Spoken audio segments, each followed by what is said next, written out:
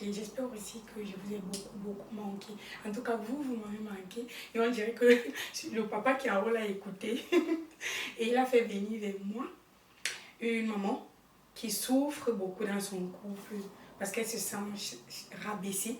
Pas qu'elle se sent, elle est rabaissée chaque jour au point où elle a trompé son époux. Pour elle, elle a trompé son époux.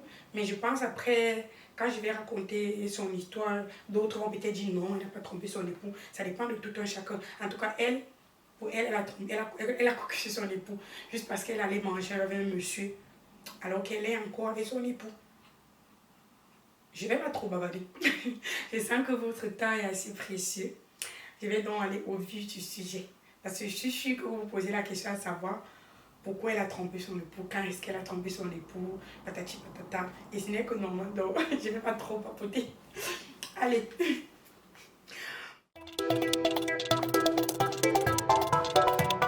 Comme j'ai dit tout à l'heure, la femme en question est venue vers moi parce qu'elle veut quitter son mari. Et elle s'est dit, bon, pourquoi pas? En racontant ses histoires, en rendant son histoire publique, peut-être elle va voir sa situation sera un peu, elle va voir autrement quoi, elle aura une autre manière d'appréhender cette histoire, ce qu'elle vit quoi. Donc c'est pourquoi elle m'a demandé de vous parler de ce qu'elle vit. Je vais d'abord parler d'elle. Elle en fait, elle est d'une famille assez respectueuse. Elle nous a dit, elle m'a dit pardon, son papa est un homme tellement respectueux qu'elle a toujours souhaité depuis son enfance épouser un homme exactement comme son père. Ne me demandez pas pourquoi. Elle dit, elle n'a jamais vu son papa se disputer avec sa maman. Jamais. Son père respecte tellement sa mère. Certes, avec de l'âge, elle a compris que les deux ont parfois les problèmes. Ils se disputent, mais jamais devant les enfants. Bon, ça, déjà c'est dans cette atmosphère-là qu'elle a vécu. Et un autre truc, c'est qu'elle est d'une famille assez... Donc, ayant un sang gras, voilà. Elle est assez potelée, déjà. Et à cause de ça, sa mère les suit, ses soeurs, ses frères et elle, depuis leur enfance. Donc, ils ne mangent pas n'importe quelle heure. Ils ne mangent pas n'importe quoi. Bref, ils suivent un régime assez particulier. Parce que si on les laisse un peu aller, ils seront... Elles n'osent même pas imaginer, vu le poids qu'elle a et qu'elle fait le régime chaque fois. Bref, elle suit une alimentation, quoi. Elle ne mange pas, elle suit son... elle fait attention à ce qu'elle mange. Donc, c'est un peu ça. Et ça, ça fait partie de son quotidien. Elle a rencontré son époux à l'université.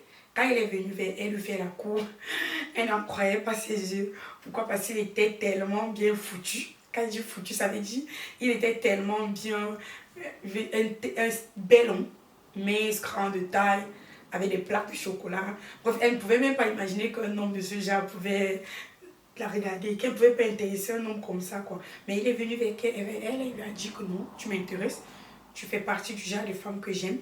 Il lui a dit il aime les femmes assez potelées, assez charnues, que les femmes minces là, c'est pas son truc. Les femmes minces sont déjà pas des africaines, quoi. Il aime les femmes bien en santé. C'est ça qu'il lui a dit. Et il passait le temps à lui couvrir de compliments, à l'encourager, qu'elle faisait son régime dans son alimentation. Et ça lui a plu. Du coup, elle est tombée sur son charme. Ils ont donc commencé la relation à l'université. Tout allait bien. Une autre raison pour laquelle elle est directement tombée dans les bras du gars, c'est que quand le gars lui a présenté à sa famille l'a directement adopté. En fait, lui, il n'est pas le seul à ses parents, mais ses parents n'ont pas de fille. Donc, quand il est venu avec elle à la maison, sa mère l'a directement pris comme sa fille. Donc, quand elle allait là-bas, elle était comme chez eux. On peut dire, même quand ils étaient copains, copines, quoi. Voilà, ils ont continué ensemble. Les deux faisaient des études de comptabilité. Donc, après le master, par la chance de Dieu, ils ont trouvé un emploi. Lui, il a trouvé un emploi dans une grande banque. Mais elle, malheureusement, elle a trouvé un emploi mais dans une petite microfinance. Mais pour elle, ça allait quoi. Vu que son gars lui avait dit tout ce qu'il attend d'une femme, c'est qu'elle ne reste pas à la maison. Qu'elle ne soit pas juste consommatrice, qu'elle ramène un peu à la maison, c'est tout. Pas grand chose du moment, elle ramène un peu, qu'elle contribue aussi un peu financièrement, aux charges de la maison, ça va. Et ils avaient décidé d'avoir deux enfants. Ça, c'est quand ils étaient encore à l'université. Hein. Quand ils filaient encore le lovi-lovi, comme on le dit souvent. Pardon. Voilà. Après, quand ils ont commencé à travailler, 1 an de travail, ils ont décidé de se marier. Après 1 an de mariage, ils ont décidé de faire un enfant. C'est d'abord son mari qui lui a dit il veut se sentir papa. Tous ses amis sont déjà papa. Et puis la famille nous attend déjà avec les enfants. Sa mère aussi de son côté lui disait déjà mais moi je vais être grand, mais tu attends quoi pour me donner des petits-fils. Voilà, elle a dit bon, de toute façon c'est mon rôle de femme. Donc c'est pas comme si je vais me défiler. Elle a décidé de faire, ils ont décidé de faire déjà leur premier enfant. Durant cette grossesse-là, elle a tellement pris le poids. Tellement. Mais elle, ça ne lui disait rien parce que faire le sport, le régime et tout, ça faisait partie de son quotidien. Donc pour elle, c'était que dès qu'elle va sévrer son bébé, directement, elle va se lancer dans le régime. Pourquoi pas s'inscrire même dans une salle de sport, prendre un professeur qui va la suivre dans son alimentation, avec qui elle va même faire des exercices. Et c'est ce qu'elle a fait. Malheureusement pour elle, quelques temps après son accouchement, son mari a carrément changé. Il est tellement devenu mauvais, il passait le temps maintenant à l'insulter, à la traiter de porc, à la rabaisser. Elle n'avait même plus un mot à dire. Donc c'est comme si elle était seulement la ménagère à la maison. Elle a quand même supporté, elle en parlait parfois à sa belle-mère. Quand sa belle-mère voulait réprimander son mari, elle refusait que non. Vu comment il me traite à la maison, s'il apprend que tu es au courant, elle pense que la situation va empirer. Et puis le linge sale se lave en famille. Qu'elle va gérer ça avec son mari. Elle ne sait pas, c'est bon, elle se traite de bête aujourd'hui. Pourquoi? Parce que elle faisait comme ça, mais après, elle n'en parlait pas. Elle digérait. Elle passait le temps à digérer. Il la dénigrait, il l'insultait, elle digérait. Voilà, après qu'elle a sévré son premier bébé, elle s'est inscrite comme prévu dans une salle de sport. Elle a pris un professeur qui la suivait. Et cette salle-là, elle a rencontré un monsieur qui lui a fait la cour. Elle était tellement remontée contre ce monsieur. Comment tu peux draguer une femme mariée? Mais ça, elle se disait dans son cœur. Elle se disait que le monsieur savait qu'elle est mariée et puis il la draguait. Elle a refusé les avances du monsieur. Mais le monsieur venait toujours faire son sport, elle aussi. Après le premier accouchement, donc, quelques temps après qu'elle décide de... Ah, j'ai oublié, je vais rappeler qu'ils sont mariés, ça fait plus de 6 ans. Donc, je reviens, qu'elle a décidé donc de retourner au travail. Son mari a dit non, il faut qu'elle fasse déjà le deuxième. Qu'ils avaient prévu faire 2 enfants. Pourquoi ne pas faire le deuxième? Elle a d'abord été un peu réticente, elle ne voulait pas d'abord accepter. Après, elle aime pas aller demander conseil auprès de sa belle-mère et de sa maman. On lui a dit que bon, c'est mieux. Pourquoi? Parce que quand tu tombes enceinte, tu prends le poids, après tu perds. Tu vas beaucoup faire... Tu vas faire travailler ton organisme pour rien. Prends le poids, perdre, c'est pas bien. Et en même temps, c'est avantageux pour toi de faire tous tes enfants une fois et puis tu te concentres sur ton boulot. C'est vrai qu'on risque de ne pas te reprendre. Tu n'es pas dans la fonction publique, c'est vrai. Mais dans le pire des cas, tu es une bosseuse. Tu vas peut-être faire une formation complémentaire. Et puis, tu vas chercher un autre travail. Et on sait que ton mari te soutient toujours, donc ça va aller. Elle a donc accepté, elle a fait le... Pardon. J'ai un peu remis.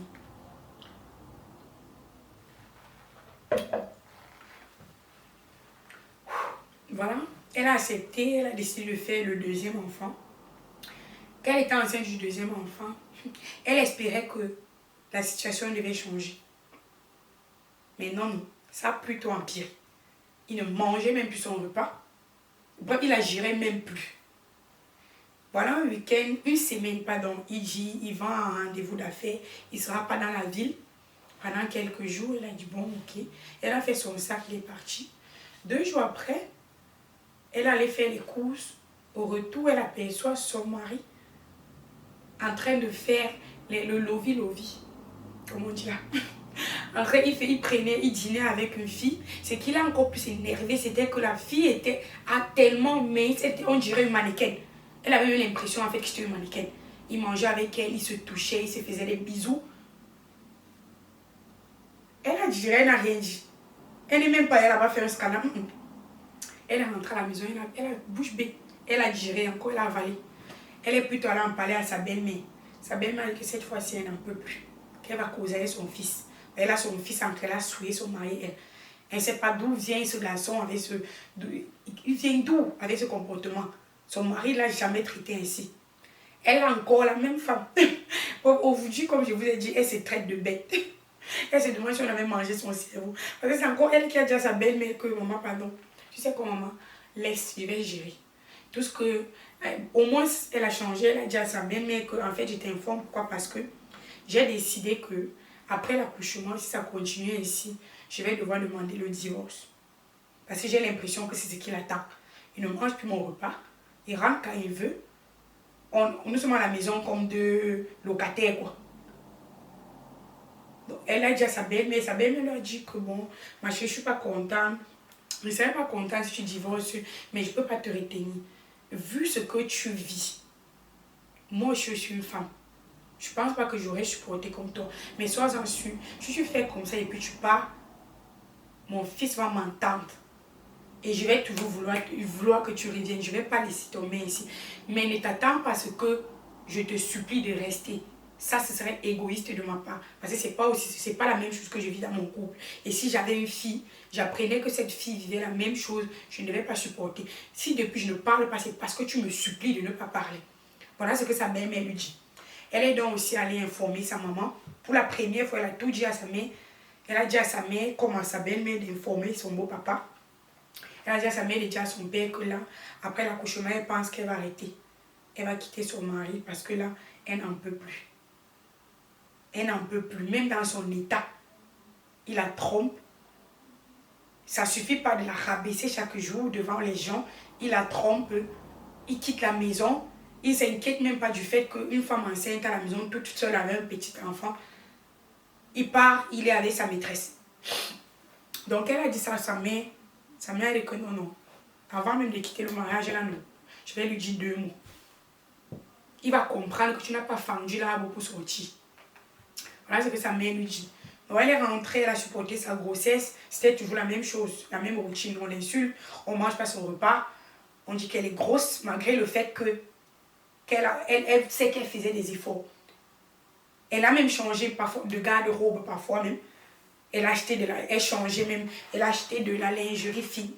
Juste pour le séduire, mais non, vu qu'il ne dormait même plus dans sa chambre. Il devait voir comment. Elle a même écouté, d'après ce qu'elle dit, elle a même écouté. Il y a des vidéos là sur YouTube où des conseillers qui te conseillent comment surmonter les problèmes dans le couple, comment séduire son mari. Elle, qu'elle a tout fait. Mais là, ça ne va pas. Elle a accouché, ça fait déjà, son fils a déjà 1 an. Elle a même déjà recommencé avec son sport et elle pense le quitter. Donc, le truc maintenant, c'est que à cause de tous ces problèmes, elle a décidé de donner une chance au monsieur qui lui faisait la cour dans la salle de gym. Vu qu'elle s'est un peu renseignée et puis on parle toujours du bien de lui. Et vu quand elle voit comment il se comporte, c'est un homme assez respectueux et responsable. Donc elle a donc décidé de lui donner une chance. Ils sont allés manger, ça fait quelque temps. Et une fois au restaurant, elle n'a pas pu supporter, elle a tout raconté au monsieur, elle lui a parlé, elle lui a dit qu'elle est une femme mariée, elle a tout dit. Le monsieur, il n'a pas complètement mal pris, mais il lui a dit, mais il fallait me dire. Parce que si je savais que tu étais une femme mariée qui vivait encore avec son époux, je ne devais jamais te faire la cour. Du moins, je ne devais pas aller manger avec toi. Parce que moi aussi, j'ai été mariée, mais malheureusement, mon épouse m'a quittée assez tôt. Elle m'a laissé avec mes enfants, mais j'ai surmonté cela. Et je n'ose pas imaginer comment je réagirais si jamais j'apprends que mon épouse allait manger avec un autre homme. De sur quoi un homme qui lui fait la cour. Donc, il lui a dit que non, le mieux c'est qu'il ne se voie pas, qu'il continue comme dans la salle de sport, qu'il garde une relation d'amitié. Bonjour, bonsoir, comment tu vas et tout, jusqu'à ce qu'elle règle sa situation. Il n'aimerait pas être la cause de sa rupture. Voilà ce qu'il a donc dit. Et elle dit, elle aimerait quitter son mari et se remettre avec, parce que le monsieur est toujours là, il est libre, et se mettre avec ce monsieur, quoi. Et bon, elle s'est dit, bon, si peut-être son histoire est publique et qu'elle reçoit des avis un peu différents, les gens voient les trucs, face aux situations, on réagit différemment. Elle aura peut-être, elle va voir d'une autre manière, quoi, sa propre situation. Donc, c'était l'histoire. J'ai fini. J'ai fait le tour, si je ne me trompe pas, oui. J'ai fait le tour. J'espère que l'histoire n'était pas assez ennuyeuse. En tout cas, moi, j'ai trouvé l'histoire tellement intéressante. C'est qu'elle vit. Je ne peux pas vous dire, vous conter tout ce qu'elle vit. Parce que c'était pas par écrit cette fois, c'était différent. On a parlé au téléphone. Elle est au Cameroun, j'ai oublié de préciser. Et j'ai été tellement touchée. Je me suis demandé si je peux supporter ainsi. Je peux supporter vivre ce qu'elle a vécu là. Bref, je ne vais pas trop bavarder. Je vous donne mon point de vue. Elle connaît mon point de vue. La tata là. Parce que je ne peux pas la dire, c'est quand même ma grande soeur. Vous voyez. Premièrement, le fait d'aller manger avec un homme quand tu vis encore avec un autre homme et que tu doutes encore si tu vas le quitter ou pas, c'est déjà pas bien. Moi, je ne suis pas pour. Mais la bonne chose, ce qui est positif là-dedans, c'est que le monsieur même en question avec qui tu allais manger a dit non, c'est mieux d'attendre que tu règles ta situation. Et toi-même aussi, comme j'ai dit au départ, elle se sent un peu coupable. Pour elle, c'est qu'elle a cocu son mari. Tu te sens coupable, c'est déjà bien. Et tu as arrêté, c'est aussi bien. Déjà, je dis ça parce que je ne suis pas pour. Si tu vois que tu vas quitter ton mari, il n'y a pas de problème, tu quittes ton mari et puis tu te mets avec le monsieur. Pas que tu accroches sous le même toit que lui et tu pars déjà, tu commences une relation avec une autre personne. Sans te mentir, aucun homme ne peut supporter ça. Et vu comment il te traite, et toi-même tu as dit, tu as l'impression qu'il attend seulement que tu dises que ok, bye bye. Donc, s'il apprend ça, imagine un seul instant qu'il t'a aperçu. Il va profiter de ça pour dire à tout le monde, elle m'a coquifié, on va se séparer et tout. Il ne va même pas penser au fait qu'il te fait vivre, que tu vis un enfer là-bas chez lui. Non, non, il ne va pas penser à ça. Donc, on pense même pas à ça. Et de toute façon, on ne va pas revenir en arrière. Ça, tu connais mon point de vue. Donc, c'est bien, arrête d'abord avec lui et puis tu vas aller de l'autre côté. Un autre truc, c'est que, ma mère, je te tire un coup de chapeau, tu comprends? Tu es forte. Tu es forte. Parce que moi, à ta place, je n'aurais pas supporté. Je ne suis pas en train de dire désolé. J'imagine que d'autres personnes vont mal prendre, mais je vais juste te dire, dans un couple, quand il y a les problèmes, vu l'éducation aussi que j'ai reçue, quand il y a les problèmes, on essaie d'arranger. Toujours. Pas que quand il y a les problèmes, directement on s'enfuit, on dit que non, le problème, le mariage n'a pas marché et puis on s'en va. Non, non. On essaie d'arranger. Et quand il y a un problème, quand il y a un problème, ça ne veut pas toujours dire que ça vient de l'autre, ça peut venir aussi de toi. Mais quand tu sais que tu as fait de ton mieux et que ça ne va pas toujours, il faut savoir baisser les bras. Il faut savoir dire que arrêtez quoi, arrêtez. Et il faut aussi savoir dire ça suffit, j'ai essayé, c'est pas pour moi. Parce que là, avec ce que tu vis, tu es resté, tu as fait, tu es enceinte. Ton mari te laisse à la maison avec un petit enfant. Un enfant, il va chez la maîtresse, passe des nuits. Et comme ça ne suffisait pas, un autre homme va faire ça. Il y a des hommes qui trompent leurs épouses, mais ils sont tellement gentils avec leurs épouses à la maison, tu ne peux même pas imaginer. Non, mais lui te trompe, il rentre à la maison, il t'insulte, il te rabaisse même devant tes amis et devant ses amis. Non, je te tire un coup de fusil, je t'assure. Je te tire un coup de fusil. Tu es forte. Tu comprends? Je te donne le respect pour l'autre, la maman. Tu as vraiment maîtrisé. Mais heureusement que tu as ouvert les yeux. Réfléchis. Je ne sais pas si tu vas encore réfléchir, mais pour moi, tu as déjà assez réfléchi. Mais peut-être d'autres personnes vont te prodiguer d'autres conseils. Je ne sais pas. Ça, c'était mon point de vue. Une autre chose encore que je vais dire, c'est que si tu vois que tu vas quitter, parce que là, tu n'as pas encore complètement pris ta décision. Sinon, tu ne devais pas t'envoyer, tu ne devais pas me demander de parler de ton histoire. Non, non. Si tu vois que tu vas quitter ton époux, s'il te plaît, dis-lui tout ce que tu as sur le cœur. Ça, c'est une erreur que nous, les femmes, parfois, il y a les hommes aussi qui le font. Qu'on fait parfois, c'est que quelqu'un te fait quelque chose, tu ne lui dis pas, tu digères. Sans vous mentir, on aura beau pardonner, non, mais on n'oublie pas. C'est difficile. Surtout si la personne refait la même bêtise. Tu vas te dire que tu as pardonné, mais si la personne continue à refaire la même bêtise, tu ne vas jamais oublier. Et c'est toujours mieux de communiquer. Ça aide beaucoup. Moi, je dis, parce que j'en sais quelque chose en tout cas, il faut beaucoup communiquer dans le couple. Donc, même si tu vois que tu vas quitter ton mari, attends le soir qu'il va rentrer, tu lui dis, bref, bien sûr, avec respect, nous sommes de grandes personnes, avec respect, malgré le fait qu'il ne te respecte pas. Hein. Et ce n'est pas parce que quelqu'un te gifle que tu dois le gifler. Non, non. Donc, avec respect, tu lui dis, il faut qu'on cause aujourd'hui. Tu lui dis tout ce que tu as sur le cœur. Tu n'es pas un congélateur, comme je dis toujours. Tu n'es pas un congélateur, tu n'es pas un frigo, tu n'es pas là pour garder les choses. Non, non. Tu n'es pas la poubelle. Tu lui dis tout ce que tu as sur le cœur et puis tu lui dis, bon, j'ai décidé, voilà la décision que j'ai prise. C'est comme ça. Et après, ça sort comme ça sort. Sérieux. Mais il faut lui dire, ne fais pas l'erreur. J'ai beaucoup insisté dessus quand on a causé. Ne fais pas l'erreur de quitter ce mariage. Je sais que je suis ta petite soeur. Bon, je donne quand même mon point de vue. Ne fais pas l'erreur de quitter ce mariage sans lui dire ce que tu penses, tout ce que tu as sur le cœur. Parce que tu m'as tout raconté, mais à aucun moment, tu ne m'as dit que tu lui as dit comme ça, mais il a pris comme ça, quoi. Tu as pris l'habitude de digérer, d'avaler. Non, tu es un être humain. Tu ne peux pas supporter ainsi. Tu comprends? Tu peux pas. Donc, il faut lui dire ce que tu penses. Bon, voilà, mes chéris. Je sais que l'histoire était très longue, mais j'espère qu'elle n'était pas ennuyeuse. Bon, maintenant, la balle est dans votre temps. Dites ce que vous avez à dire. Donnez votre point de vue, que ce soit positif ou négatif. Voilà, l'histoire était... Bon, j'ai fini. J'ai fait le tour. J'ai donné mon point de vue. C'est ça le but de mes vidéos. Bon, toi qui me regardes, si mes vidéos t'intéressent, si ce que je fais, tu trouves assez intéressant. Et si chaque fois que tu fais un tour sur ma page YouTube, Facebook, après sur mes pages, tu ressors avec un sourire, ou tu ressors avec un plus, n'hésite pas de t'abonner sur la cloche, n'hésite pas de t'abonner. Et ainsi, chaque fois que je vais mettre une nouvelle vidéo, tu seras informé. Et aussi, n'hésite pas de partager et surtout de liker. C'est important. Bien sûr, si ce que je fais t'intéresse. Parce que moi, c'est important. C'est important de vous satisfaire. Ça, pour moi, je vous le jure. Bon, pas je vous le jure. On ne le juge pas comme ça.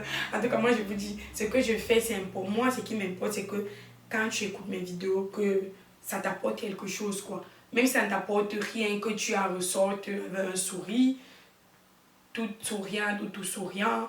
Bref, ça te donne un plus, quoi. Donc, si ça t'intéresse vraiment, n'hésite pas à t'abonner et à liker.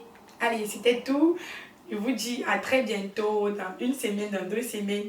Ça dépendra de vous. Allez, portez-vous bien, beaucoup de santé. Bref, surtout beaucoup de santé. Allez, ciao, ciao, bisous.